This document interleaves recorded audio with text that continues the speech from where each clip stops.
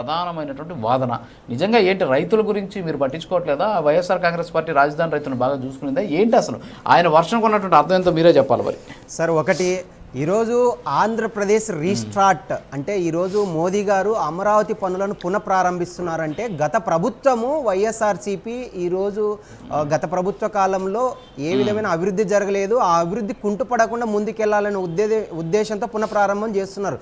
ఈరోజు దాదాపు 33,000 ఎకరాలు 29,000 మంది రైతులు స్వచ్ఛందంగా ఇచ్చారంటే అది కేవలం ఈరోజు చంద్రబాబు నాయుడు గారి విజనరీ లీడర్ అవ్వడంతో, అదేవిధంగా మా మిత్రపక్ష నాయకులు పవన్ కళ్యాణ్ గారు నీతి, నిజాయితీ, పారదర్శకత, జవాబుదారితనంతో ఈరోజు పనిచేస్తున్నారనే నమ్మకంతో, అదేవిధంగా కేంద్రంలో మోదీ గారు ఉన్నారనే నమ్మకంతో ఈరోజు ఆంధ్రప్రదేశ్ రాష్ట్రంలో ఎన్డీఏ కూటమికి అధికారం కట్టబెట్టారు. సార్, నిన్న చంద్రబాబు నాయుడు గారు స్పష్టంగా పేర్కొన్నారు, హమ్ ఔర్ మోదీ సాత్ హై అని. అంటే ఈరోజు మా మిత్రపక్షం నాయకులు అదే విధంగా కష్టపడుతున్నారు కాబట్టే పవన్ కళ్యాణ్ గారి గురించి గతంలో కావచ్చు, అదేవిధంగా నిన్న సభలో కూడా ప్రధాని మోదీ గారు కూడా స్పష్టంగా చెప్పారు, మేరే సాత్ పవన్ హై.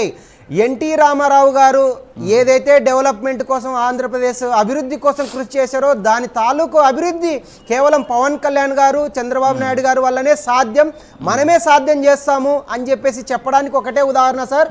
గతంలో ఏబి వాజ్పేయి గారు ప్రధానమంత్రిగా ఉన్నప్పుడు షైనింగ్ ఇండియా, భారత్ ప్రకాశిస్తుంది అనే నినాదం ఏదైతే తీసుకున్నారో ఈరోజు ఆంధ్రప్రదేశ్ కూడా స్వర్ణాంధ్రప్రదేశ్గా వికసిత్ భారత్, వికసిత్ ఆంధ్రప్రదేశ్లో లక్ష్యంగా అమరావతి నగరం కూడా ఉదయిస్తుందనే స్లోగన్ తీసుకున్నారు.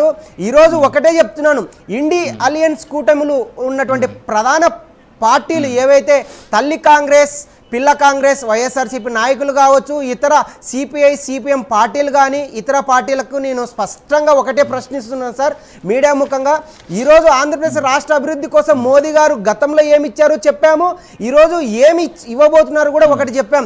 ఈరోజు మిత్రపక్ష నాయకులు రఫీ గారు చెప్పినట్లు ఆంధ్రప్రదేశ్ రాష్ట్ర అమరావతి రాజధాని, ఏకైక శాశ్వత రాజధాని కోసం మా కేంద్ర ఆర్థిక శాఖ మంత్రి వర్యులు నిర్మలా సీతారామన్ గారు వరల్డ్ బ్యాంక్ ద్వారా హడ్కో నిధులను దాదాపు 11,000 కోట్లు కేటాయించడంతో పాటు అదేవిధంగా నిన్న 18 ప్రాజెక్టులు శంకుస్థాపన చేస్తే దాదాపు 50 సార్, ఒకటి వెంకటేశ్వర రెడ్డి గారు స్పష్టంగా వినాలి. ఈరోజు దేశానికి అన్నం పెట్టే రైతన్నల కోసం ఈరోజు నేను ఒక భారతీయ జనతా పార్టీ యువ నాయకులుగా, రైతు బిడ్డగా గర్వపడుతున్నాం. ఈరోజు దేశానికి అన్నం పెట్టే రైతన్నల కండగా పిఎం కిసాన్ నిధి కింద సంవత్సరానికి కేంద్ర ప్రభుత్వం 6,000 ఇస్తే, రాష్ట్ర ప్రభుత్వం 14,000 ఇస్తే, ఏడాదికి 20,000 చొప్పున ఈరోజు పెట్టుబడి సాయం ఇవ్వడం నిజం కాదా?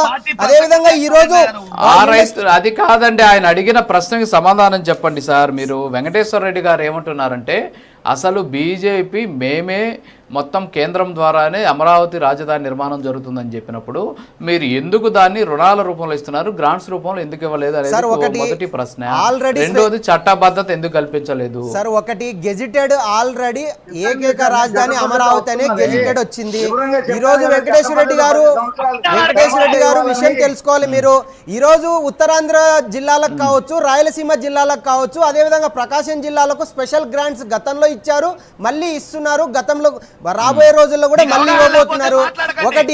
ఇంకొకటి ఈరోజు అమరావతి నిర్మాణంతో పాటు అక్కడ శాశ్వత సచివాలయం కావచ్చు, అసెంబ్లీల నిర్మాణం కావచ్చు, హైకోర్టు భవనం ఏర్పాటు కావచ్చు, అదేవిధంగా భవన సదుపాయాల కోసం నిన్న శంకుస్థాపనలు చేశారు. ఖచ్చితంగా ఇంకా రాబోయే రోజుల్లో భవిష్యత్తులో ఖచ్చితంగా చంద్రబాబు నాయుడు గారు పేర్కొన్నట్టు రాబోయే 3 సంవత్సరాల్లో ప్రపంచవ్యాప్తంగా ఈరోజు ఆంధ్రప్రదేశ్ రాష్ట్రం తలమానికంగా ఈరోజు అమరావతి నిర్మాణంతో పాటు రోడ్ అండ్ ఇన్ఫ్రాస్ట్రక్చర్స్, అదేవిధంగా అనేక రకాల భవనాల నిర్మాణాలు జరుగుతాయి.